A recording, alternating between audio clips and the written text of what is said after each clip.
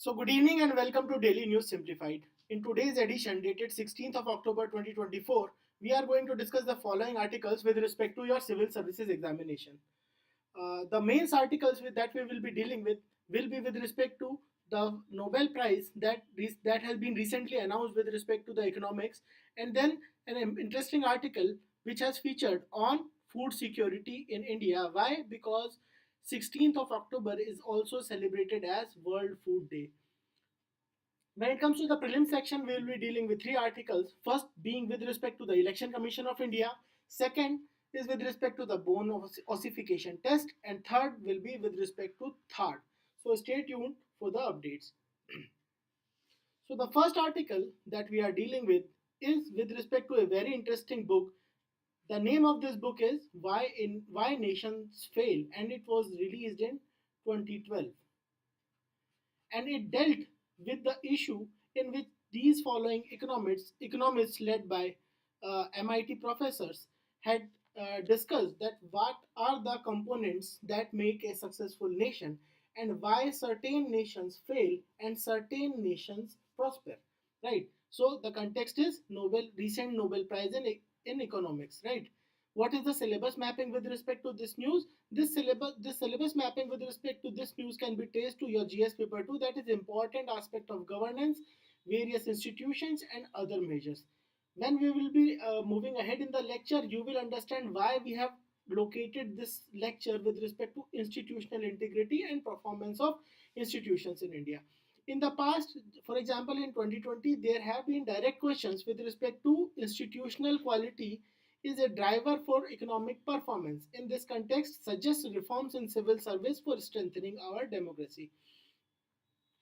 Right. So the core aspect of their research has been that there are certain political, financial, and judicial institutions in a country which make it very successful, and the lack thereof, that is, the lack of those political, judicial, and financial institutions in certain countries, for example, countries in Africa, countries in South and Southeast Asia, countries in especially Latin America, have led to their decline. Right. So let us understand the significance of their study. So, the first question that they raised was, why are some nations rich and other nations are considered poor?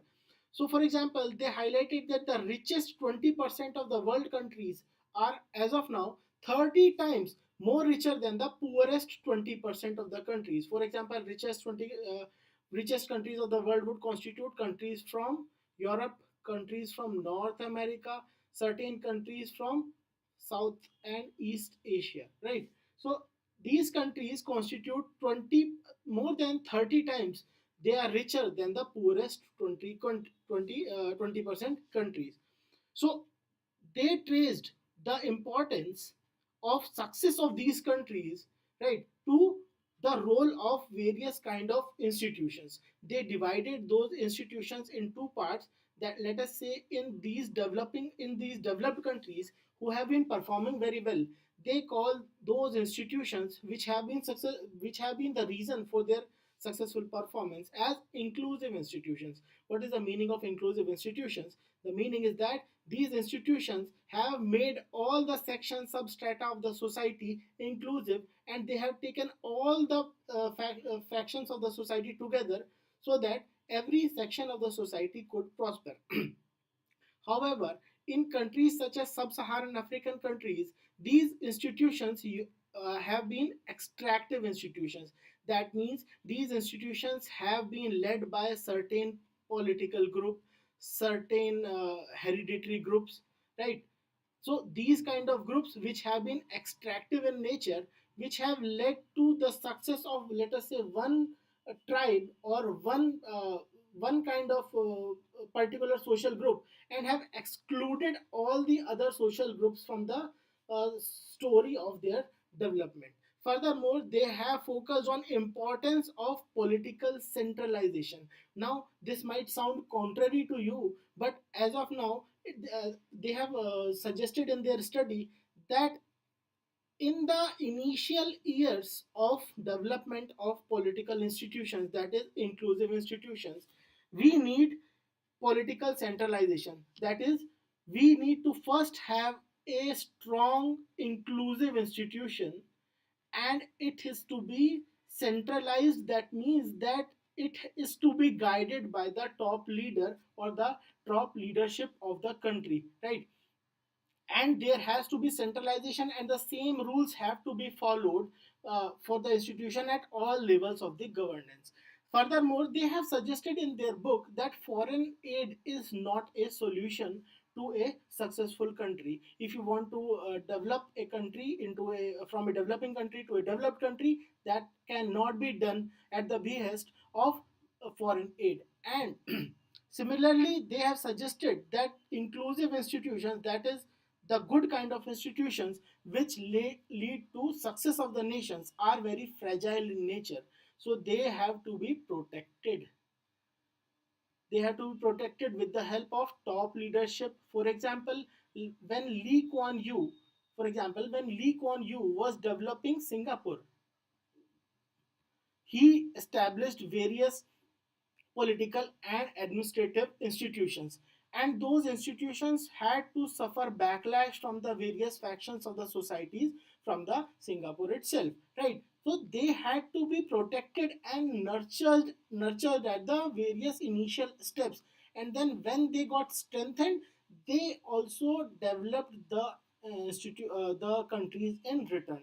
Now, what is the importance of these institutions, and what are the various components that these institutions, these various political, administrative, judicial, financial institutions should focus on?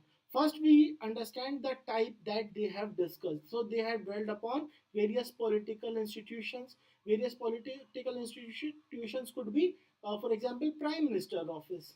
It has a role in all the aspects of governance. There, in fact, there have been questions in the past that discuss the role of Prime Minister office in development administration, discuss the role of Prime Minister office in rural development, so on and forth, right? So at the same time, there have been various administrative institutions.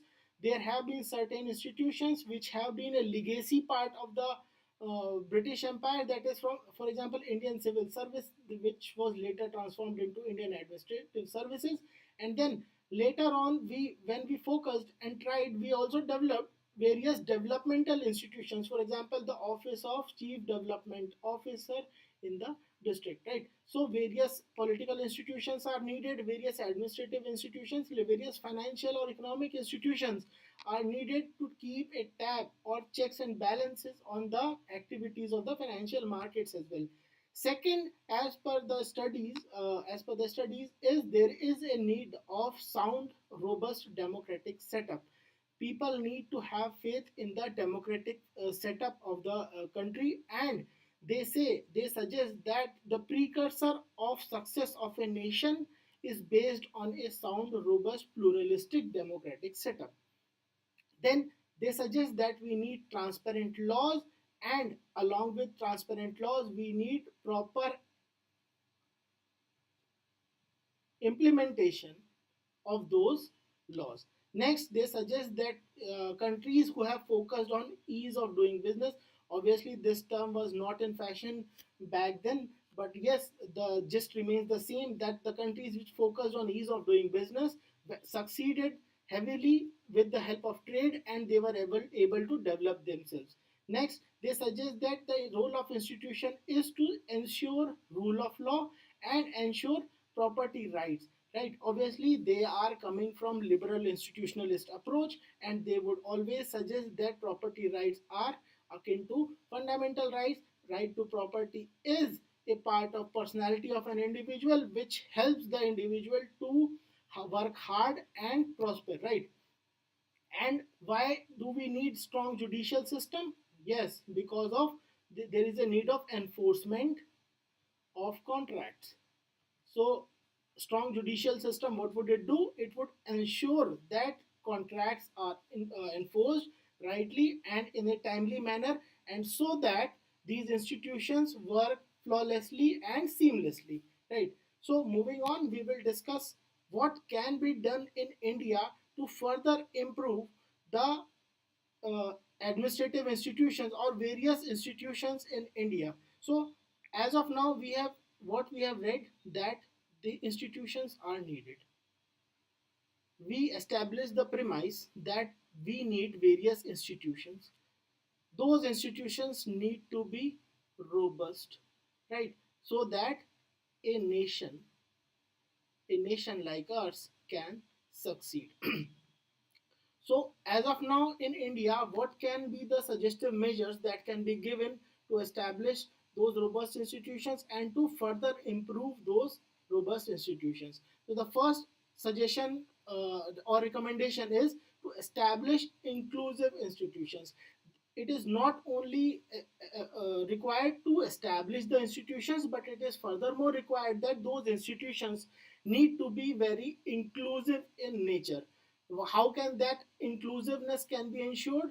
With the help of political pluralism. Now, what do we mean by political pluralism? Pluralism is an approach in which various ideologies, various it works on the principle of spectrum of ideology, that in which various political ideologies are respected and given space in the democratic setup. Second is with the help of limited power of elites. For example, we can quote example of Russia. Obviously, Russia as a country, as an economy might be prospering, but the society itself is not very prosperous. So why? Because power is withheld within a limited number of people, right? That is rich elite individuals that are very close to the president of Russia, it could be, right?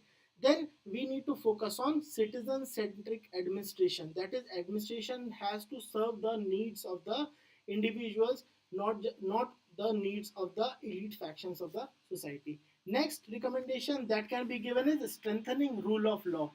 How can that we strengthen rule of law? By the help of ensuring equality of opportunity. Equality of opportunity, for example, it could be, the best example could be, let us say, expansion of reservation, right? And then further subcategorization of reservation amongst various STs and SCs and ST categories, right? So we are not just ensuring equality, we are also ensuring equality of opportunity to every sub faction also. Then there can be recommendation with respect to strengthening of judiciary, right? And how can judiciary be strengthened? We can further subdivide this point into judicial infrastructure can be improved, right? Recruitment can be improved. Time taken time taken to solve the issues, that can also be improved. And then protection of property rights is another subdivision of this particular strengthening rule of law that can be done. Next is with respect to empowering citizens. So the role of any public institution should not be to disempower citizen. It should rather be to empower the citizens to an extent to make him atmanirbhar, right? For that, what needs to be done is education, investing in education and HRD. And unfortunately, the stats as of now in India are not the very sound with respect to education and HRD investment by the government as of now. Then another recommendation is participation of civil society in decision making. Then it can be ensured also through doing social audit of public institutions, how they are doing. So one another recent example is that in the state of Bihar, the chief minister has recently launched and suggested that the district collector and various high level officers would be ranked, or their districts would be ranked, in order to ensure that which IAS officers are doing good work and which IAS officers are not able to meet their various targets and various timelines which have been which is their duty to be to make them ensured. And then there is lastly a need to ensure Atmanirbharta by the help of cooperative revolution. That is, we need to ensure cooperative revolution, so that farmers or individuals which cannot individually be empowered, could be empowered with the help of cooperatives. Last pillar is transparent and accountable governance. How can it be ensured? By ensuring accountability at all the levels, by ensuring democratic decentralization, not just in the sphere of polity, but also in the sphere of decision making, right?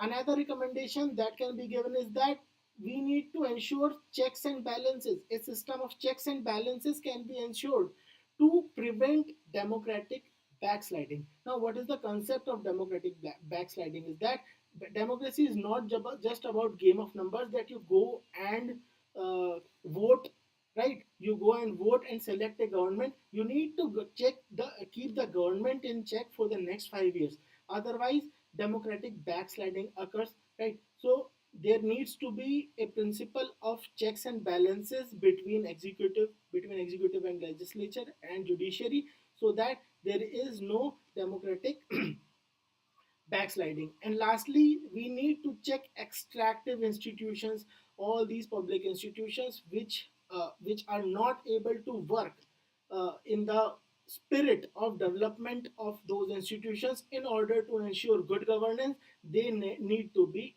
checked. So in this diagram, uh, the recent reforms in the context of ease of doing business have been highlighted. You can just see this, and we'll quickly move on to the practice question. So let us read this practice question and try to solve this. The success or failure of nations. This question has been based on the recently concluded discussion. The success or failure of the nations is closely linked to the nature of their political and economic institutions. Yes, this is also similar to what has been asked in the 2020 year. Institutional quality is a crucial driver of economic performance. That is, institutional quality is directly proportional to economic performance. If institutions are good, economic performance would be good. If institutions are poor, economic performance would be poorer, right? So the same in the same spirit, there is this question. To Let us read it once again. The success or failure of nations is closely linked to the nature of their political and economic institutions. Yes, this is the assertion. This has been taken from the book. Discuss this thing, and also suggest measures that can be adopted to ensure inclusive development in India. So obviously, inclusive development in India can be ensured with the help of inclusive institutions. So what would be the architecture of your answer? Your architecture of your answer would be, you will give a brief introduction, right? In this introduction, you will establish the premise that what is the importance of public institutions in development, right? Then you would give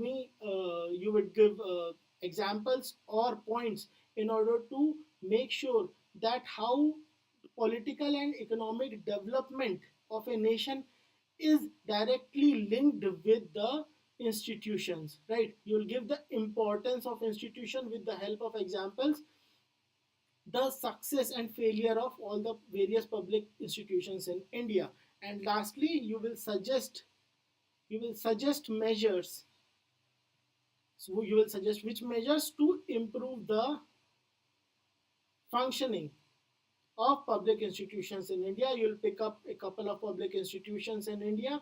You will pick up governance institutions in India, and you will suggest what measures are there with the help of second ARC report, first ARC report, and various other.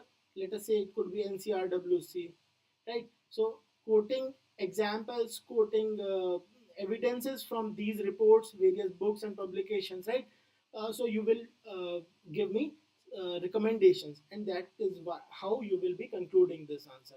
Okay, moving on to the second topic of the mains for the day, that would be food security. Why we have taken this article? That why? Because October 16 is celebrated as World Food Day. What is the syllabus mapping with respect to with respect to this article? In your GS paper 3, food security is mentioned, and in past, that is 2017, there has been a direct question on food security. Let us read this question. Explain various types of revolutions which took place in agriculture after independence in India. That is, they are asking about directly about agricultural revolutions, right? How these revolutions have helped in poverty alleviation and food security in India. So, agriculture revolution, its impact on food security and poverty. Food security and poverty are intricately linked. Now, let us understand what is the meaning of food security and various dimensions of food security. So, as per 1996, the World Food Summit, they have defined the food security when all the people at all the times have physical and economic access to sufficient, safe, and nutritious food. Right? All the people at all the time. Right? It is not like a summer mein to food hai, but winters mein they don't have any food. For example, there is no food in rainy season. Why? Because there has been flooding. Right? So they have both physical access to food and economic access to food. Physical access, as in they are not importing food from very far off or distant places, and economic access, as in even if they are earning very nominal sum, they have economic or financial access to food, and that is sufficient, safe, and nutritious food that meets their dietary needs and preferences. So the four main components of food security as per this definition would be: first is availability of food, that is there are no supply side constraints. Then access to food, even though food could be available, but let us say bazaar mein food is available, but the food inflation is so high that I cannot afford that food. That means I have availability to food. I just have to walk for 100 meters, go to the shop, but unfortunately, I don't have the money to purchase the food. That means I have availability, but I don't have access to food. Next is utilization. Utilization entails various processes like food is how food is stored, handled, or cooked or taken. That means its entire nutritional gamut after cooking or processing is being utilized by my body. And lastly, the stability of all the three components, that is over the period of time these components are stable in nature. Okay, right? So what are the various issues pertaining to food security in India we will be discussing. First one is availability of food. What are the reasons for lack of availability of food in certain geographical, let us say geographical areas? Could be poor infrastructure, low level of mechanization of Indian agriculture, low yield of the crops, and poor agricultural practices are responsible for lack of availability of food in certain parts of India. Although to a large extent these issues issues have been resolved. Then next is fragmented land. That is the land fragmentation in India is that in India average land holding is only close to 1.09 hectare. That is, fragmentation of land leads to poor agricultural practices, or they cannot ensure proper diversification of their agricultural product. Then, along with fragmentation of land, it gets further compounded. How? With the help of low yield of crops. That is, Indian productivity of wheat is only close to 2750 kg per hectare, whereas the world average is almost 1 by 3, 33% more than the Indian yield. Next is accessibility. Why is accessibility a problem? Because at one place there is abundance of food, at other place there is scarcity of food, and the reason being that there are no supply chains. There is a problem in supply chain management with, and the reasons being with the help of leakages and corruption in the PDS, and the failure of benefits reaching out to the intended beneficiaries. You must have heard, you have seen various case studies that how PDS rations are sent but they don't reach the intended beneficiaries. So there is a gap or hole in the in between the supply chain. Next, our persistent issues are with respect to poverty, corruption, and these two issues need not be discussed. These are very pertinent and particular issues. Next is with respect to utilization of food. When ultimately, finally, the food reaches the table, and how it is utilized becomes also important. And the reasons lie here, which are poor dietary habits, over dependence on cereals like rice and wheat, and lack of intake of diverse diets like millets and pulses or meats. So utilization is equally important, because if the food is on table and it lacks, let us say, nutrition, or its utilization is not being done in the proper manner, then again food scarce food security would be endangered. And then in the recent times there is a challenge with respect to stability of food security. Why? Because of, for example, climate change is causing erratic monsoons. It is leading to crop losses. For example, wars, Russia Ukraine war has endangered, right, the global supply of wheat. And globalization and its shocks are also responsible to an extent for endangering the food security. And ultimately what does happen, all these factors lead to all these factors lead to the one second these metrics, right? All these factors lead to these metrics, that key indicators of food security and nutrition in India is that in India we have 36% underweight children, 21% of the children are wasted, there are vitamin deficiencies in 75% of children, and almost 51% of Indian women suffer from anemia, that is lack of iron. Then 14.8%, that is close to 15% of our population, is undernourished. And in the global food security and global under hunger index we have very dismal ranking, right? So let us now discuss what have been the various steps as of now which have been taken up by the government, and then we will see the appraisal of these steps and what needs to be done, right? Appraisal we have, I guess, already done, that despite all these measures, what has been the outcome, that this is the outcome, that our matrices are not in alignment with the efforts. So as of now, what have been the various schemes associated with ensuring food security? First one being National Food Security Act, then Public Distribution System, Poshan Abhiyan, Kishori Shakti Yojana, Antyodaya Anna Yojana. Manrega also has a component with respect to ensuring food security, and midday meal program for children. So these are all the government initiatives that ensure that there is food security in India. But still, because the challenges overpower the initiatives, we get these matrices. So now what is the way forward? What can be the way forward to ensure to meet those targets? First one being, we need to go for food fortification, right? Food fortification may we can go for further fortification with the help of millets, further fortification with respect to BT enhanced food. Then there is a need of twin fortification of salt, that is iodine plus iron, right? That can be done.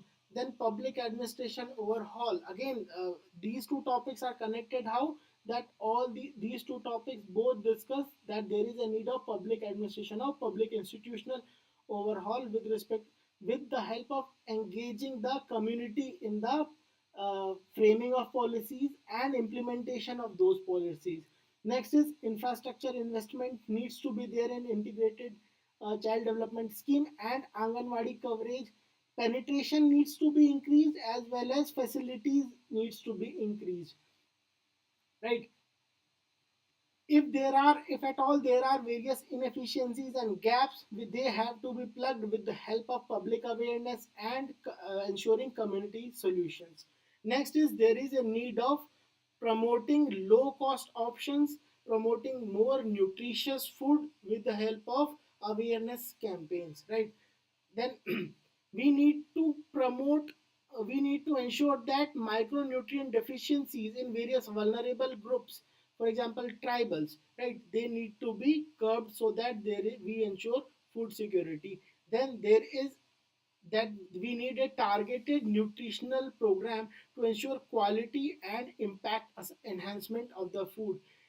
Next recommendation is that we need to include various vulnerable groups, for example, children, adolescent girls, mothers, and expectant women, so that food security for these vulnerable groups and tribals needs to be ensured so that these matrices are met. And then we need interdepartmental convergence. We need real time data. For example, there is a best case study of Bharuch district, to ensure interdepartmental convergence to, to end hunger, and then all other best case studies. For example, globally, if we see, Bangladesh has got a successful model to ensure that there is food security in their country. So we need to take up best case studies not just from India but also globally, and also try to implement them in a manner that ensures that there is food security in India. Let us try to solve a practice question based on the above discussion. Discuss the key challenges affecting food security in India and critically analyze the measures taken by the government to address these challenges. So the first part of the first statement is discuss the key challenges affecting food security in India. First approach would be to define, right? First objective would be to define what is food security. Then you would be moving on to the challenges pertaining to food security in India. And then what you can do is that first you can write the measures, and then you can write the challenges, or whatever way you try to frame this question. You can frame this question as per your style of writing. That first you could either go both way. First you could write the challenges and then suggest measures, or you could write the measures first and then note down their challenges. Then we move on to the second part, suggest additional steps that can help achieve sustainable food security to achieve the goal of zero hunger by 2030. Then you would suggest other measures. So those measures could be with respect to various committees, right? Various government reports, right? Niti Aayog recommendations, so on and forth, to achieve the goal of zero hunger by 2030. So that would be a brief architecture of your answer. And with this, our mains discussion for today is concluded. Moving on to the second leg of the lecture, we'll be discussing the prelims MCQs.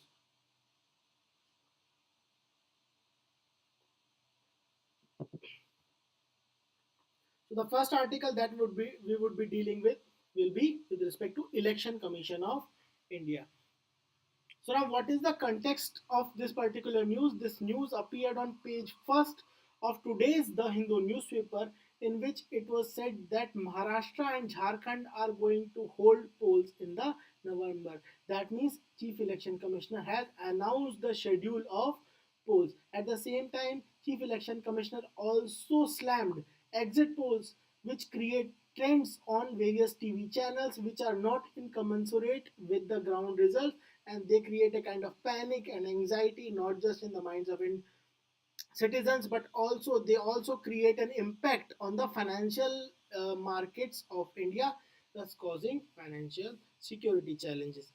So now in this context we will be reading the composition first and powers. So the topic is very big, but we'll be dealing with only the specific reference of the powers of the Election Commission of India. So what is the constitutional article? The article is Article 324. It says that the Election Commission shall consist of Chief Election Commissioner and such a number of other election commissioners as the president may from time to time fix. So is the number of election commissioners fixed in India? No. As of now, there is one chief election commissioner, and two election commissioners in India. The appointment of chief election commissioner and election commissioners shall be made by the president. That is, chief election commissioner and other commissioners are appointed by the president of India. And the president may also appoint, after consultation with the election commissioner, any number of regional commissioner that he may consider to be necessary to assist the election commissioner. Now, regional commissioner and state election commissioners, these are two different things, right? Regional commissioners would be appointed by the president, but they would be taking care of certain, let us say, they could be appointed for example, northeast region ke liye, there could be an appointment of a specific election commissioner, that would be regional commissioner. Otherwise, these state election commissioners, these are appointed by the governor of state of those respective states, and their domain is to deal with Panchayati Raj elections, right?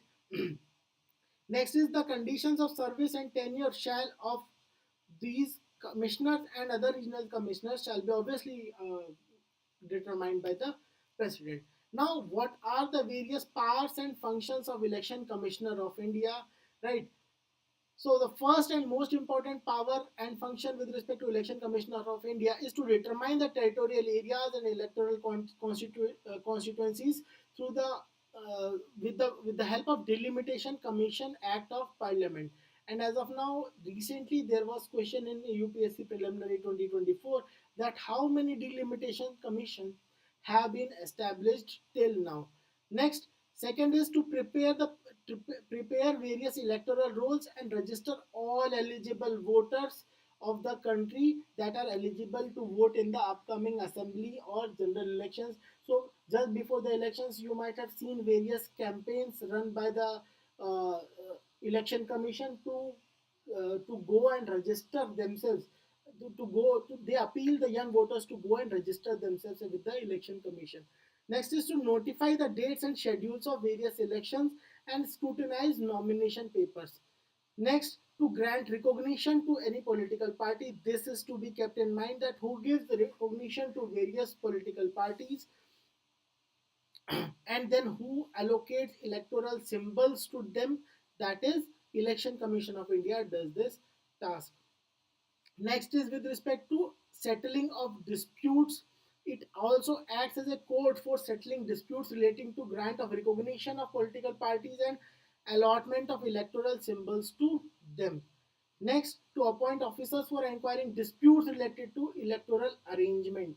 Right. So the disputes related to elections, they are obviously challenged in the respective uh, high courts, right? But disputes relating to electoral arrangement, right? So there is a problem in arrangement of certain elections. If there are disputes arising due to arrangement of electoral um, elections, right? Those disputes would be taken up by the election commission. Then to determine the code of conduct to be observed by the parties before the elections. Next is to prepare roster for publicity of policies of the political parties. They provide these political parties with airtime. It could be on radio, it could be on national TV to popularize their policies, to discuss their manifestos, right? To discuss their agendas, so on and forth.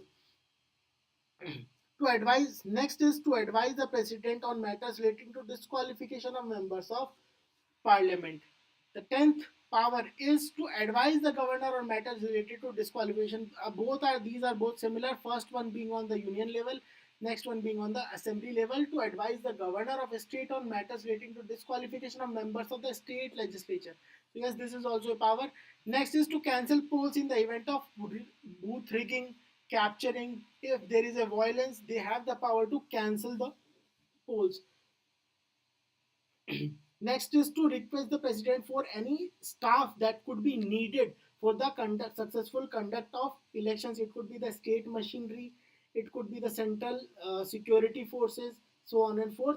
So they have the power to request the president or the governor for the state police, state administration, or the central security forces for the successful conduct of election. Next is to supervise the machinery of elections. Next is to advise the president if the elections cannot be held right in the present condition of the state, president rule can be imposed or not, right? And next is to register political parties for the purpose of elections and grant them status of the national party or a regional party or a state party based on the performance in the preceding electoral scenario, right? So based on the information that we have just received, there has been a past MCQ. You can read this, and we will be discussing the practice MCQ. With respect to Election Commission of India, consider the following: granting recognition to political parties, preparing and revising the electoral rolls, appointment of chief election commissioner, and allotting electoral symbols to political parties. How many of the above are parts vested in the Election Commission of India? So is this a power vested in the Election Commission of India? We just read that yes, this is a power vested in the Election Commission of India. So first one being correct, second one is also correct, third one is incorrect because it is done by President of India. So this is incorrect, and fourth one is again correct. So the right answer would be C, that is 3 only. Moving on to the second topic for the day, that is very intriguing topic, that is bone ossification test. So recently in the case of murder of present MP, that is Baba Siddiqui, one of the accused is found to be, he is claiming that he is a minor. So what does the court do in these cases in which the person, the accused person, claims to be a minor?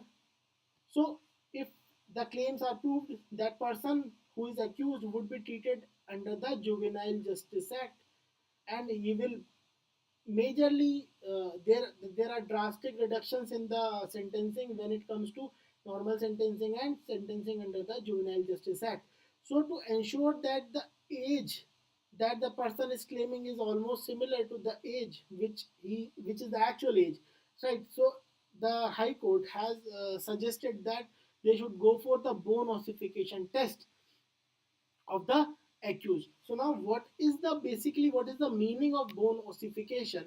So bone ossification, that is nothing but bone formation. The process of bone formation is called as bone ossification, and the test that is conducted, it what does it check? It checks that an individual is at what stage of bone formation. And you must know a couple of things just before this, and we'll be discussing those things. The first thing is that bone formation is a process which starts in the third month of the fetal life of the individual. That is, when a baby is in the womb of a mother, in the third month of itself of the baby, the process of bone formation or bone ossification begins. And so the beginning stage is the third month, and the completion state is adolescence. So that is at the age of 18, all the bones are formed in your body. So now with the help of this diagram, we will be understanding how these bones are formed. This is a right hand of a child. So newborn, at the age of 3 months, basically the bones start to appear in the body, right? And 3 months, 6 months, 12 months, 24 months, over the period, all the bones and various subjoints are further developed, and at the age of 19 years, the formation of bones is incomplete. So when you do the ossification test with the help of an X-ray, you can get to deduce the age of a individual when it is under the age of 19, because at the age of 19 the ossification process is complete, right? So this has been explained, right? So how is ossification test done? This test involves examining x-rays of certain bones in the body. When wherever in the part of body, for example, it could be pelvis, it could be the collarbone, there are intricate joints in the body. For example, this is also a part, right? Wrist is part of part of a body in which there are various intricate joints. So bones are developed in a chronological manner, right? How is this particular test performed? It is performed by obtaining x-rays of the relevant bones in the body. So obviously, if let us say a child is brought, and the x-ray would be conducted of, let us say, certain part, and they'll say that if the child is, let us say, claiming that I am 12 years old, and in the ossification test this kind of figure comes out, right? That the development of the wrist is not commensurate with the claimed age, the the test would come out to be negative, and it would be suggested that as per the ossification test, the development of the wrist appears to be that the child is 14 years of age. Or let us say the child claims that I'm only a minor, I'm 16 years of age, and when the ossification test is done and this wrist appears comes out to be complete, it would be suggested that the child is no longer a child, he is an adolescent, he is an adult, and he is only claiming to be a minor because based on this particular test that is conducted with the help of X-rays. It's not an invasive test, it is done with the help of X-rays. So the actual age would come out, right? And the based on the degree of ossification, the professionals, that is the professionals which are in this field, can estimate a person's age with a certain range. However, there are certain limitations in this method also. This method is not a foolproof method, right? So this method is not foolproof because development process of individual might vary, right? Based on the for example, if a person is malnourished, if a person is suffering from a certain kind of bone disease or injury in the past, there would be differences in the development of bones. But however, this thing can be overcome by conducting repeated tests at different parts of the body, right? If one if the test comes out inconclusive at one part, this test could obviously be concluded on the other part, right? However, the second limitation is that despite being conducted by experts, this ossification test gives a range that as per this test, the individual appears to be 17 to 19 years old. So this cannot give the exact age of individual. So obviously the reason being different rate of biological development of different individuals is the reason, right? So based on this, there has been a question in 2022 on DNA barcoding. How, in what conditions or for what purposes it can be used? So the right answer was D, that is 2 and 3 only, right? So based on this, we have given an MCQ, practice MCQ. Consider the following statements regarding bone ossification test. Statement 1. Ossification begins about third month of fetal life in humans and is completed by late adolescence. Yes, it begins. Bone formation begins at 3 months in the fetus and it is completed at adolescence. That is age of 18, 19. It is completed. So statement 1 is correct. This test gives, statement 2, this test gives the exact age of the person. So is this correct? Obviously not. So statement only one is correct. The right answer would be A. Quickly moving on to the third topic for the day. Recently you must have heard that Iran launched ballistic missiles on Israel, right? So obviously Israel is having their own defense shield that is called as Iron Dome, and it had a to a large extent it was successful in repelling or countering the ballistic missiles, but still Iron Dome is not meant for countering various ballistic missiles because the path or the trajectory taken by the ballistic missiles is different from normal cruise missiles, right? So for that reason, THAAD or terminal high altitude area defense, that is the full form of this mechanism, that has been, it is a US based anti-missile air defense system, has been deployed in Israel. Now let us understand a couple of things that could be important for you with respect to THAAD. So the first one is that it is an American system. It is not an Israeli system. It is an American system. It is an American anti-ballistic missile defense shield, which is designed to intercept short range ballistic missiles, medium range ballistic missiles. First one being short range is 0 to 1000 kilometers. Obviously, mid range is 1000 to 3000, and intermediate range, that is 3 to 5000 kilometers range ballistic missiles. Remember, this is a specialized defense system for ballistic missiles. So the threats posed by ballistic missiles are different from normal threats posed by the cruise missile. Why? Because ballistic missile when launched first goes into the upper reaches of atmosphere and then comes down, unlike a cruise missile which directly moves to the target location. So it makes ballistic missile a little bit more challenging to trace and kill. So the another specialty, coming back to the topic, the another specialty of THAAD is that it is An interceptor which carries no warhead. For example, this is the interceptor, right? This is the mobile vehicle. This interceptor is not carrying any warhead. That is, it is killing the ballistic missile only with the help of the kinetic energy. That is the energy carried by the missile, right? It employs hit to kill technology. That means it just hits the target and the target gets destroyed. The manufacturers of this beautiful defense equipment is Lockheed Martin Corporation. So the details are, it consists of 95 soldiers. That means uh, human component is there. It requires 95 soldiers to operate. Six truck mounted launchers are there. 48 interceptors.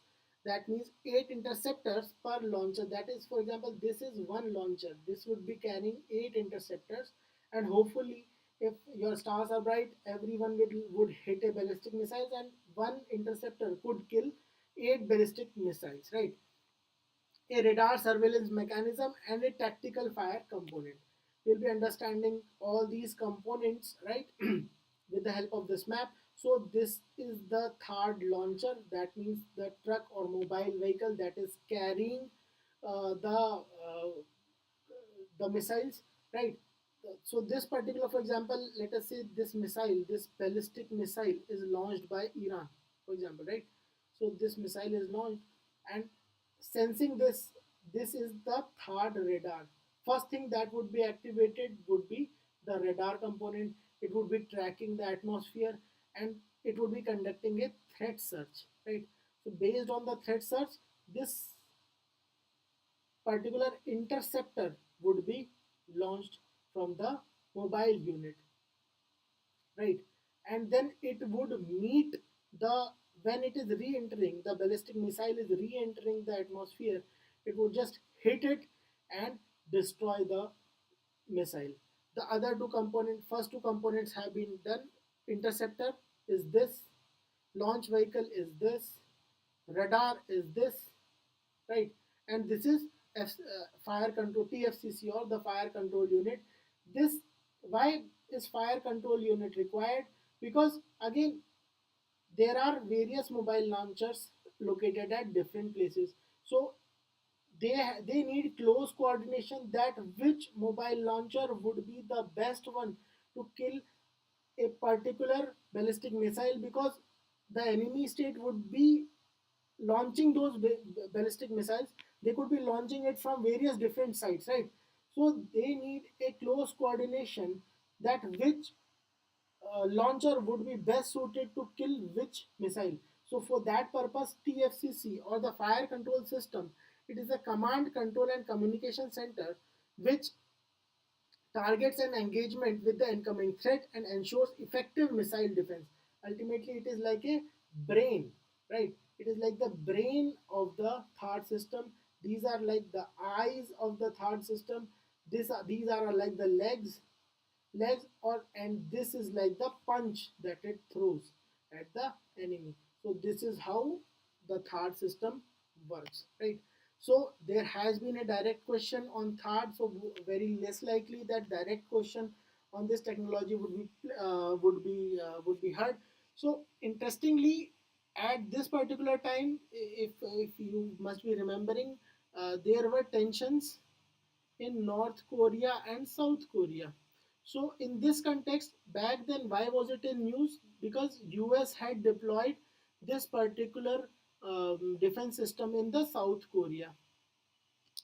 So you might be wondering, when in 2018, US deployed this system in South Korea. In 2024, US deployed this system in Israel. But they denied in 2023-24. Ukraine also asked for this system to be deployed, but USA denied. So you please tell me in the comment section, why did they go for yes here, but they denied the request, or they just kept it on hold in the case of Ukraine? Why did they not deploy this system in Ukraine? Right? Just tell me in the comment section. So based on this, let us solve the last practice question with reference to terminal high altitude area defense. Consider the following statements. It is a supersonic cruise missile. Is it a cruise missile? No, it is a missile interceptor or a ballistic missile interceptor. So statement 1 is incorrect. It is capable of hitting targets at short range distances. This is correct. Yes. It is designed to destroy incoming threats using an explosive warhead. Does it use any warhead? No. It uses kinetic energy. Right? It uses kinetic energy to kill the airbound target, and it does not carry any explosive warhead. It just carries the fuel to reach the target, and with the help of the kinetic energy that it has acquired over the flight, it just hits it and kills it. So how many of the statement, which statement is are correct? So obviously two only is correct. So your answer would be B. With this, we will be concluding the session for today. If you like this session, please leave a like. And if you have any doubt regarding this session, please tell it in the comment section. Again, advanced apologies for the voice if there might be any issue with respect to voice. The PDFs have been sent in the details section. Otherwise, also I'll just comment and tell the location of the PDFs. Please stay tuned for the next DNS. Thank you and have a good night.